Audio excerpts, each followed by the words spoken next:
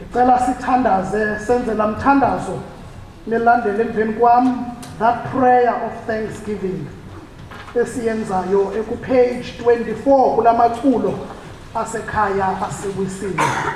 Ba awuphethanga culo uyawulandela emveni kwami okanye seli-projected masithandaze.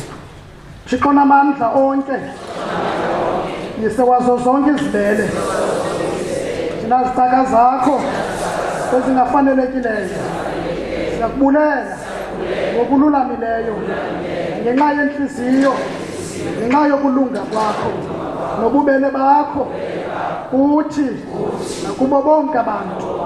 Siyakudumisa ngenxa yokuba usidalile wasilondoloza nangenxa yawo onke amathamsanqa obubomi. Kodwa yona nto iphezu kwazo zonke luthando lwakho olungenambaliso ekukhululweni kwelizwe yiNkosi yethu uYesu Kristu. Siyakudumisa ngenxa yamathuba okuzuzwa kofefe nangenxa yethemba lokungcwalisa. Siyakuthandaza uba usinike uluvo olufanelekileyo ngenxa yazo zonke izibele zakho.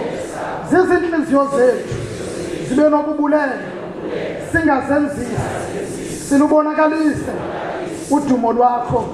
Kungabi ngemilomo yodwa, kube nangokuhlala kwethu, ngakho ukuzinikela enkonzweni yakho nangakukuhamba ebusweni bakho ngobungcwele nangokulunga yonke imihla yethu.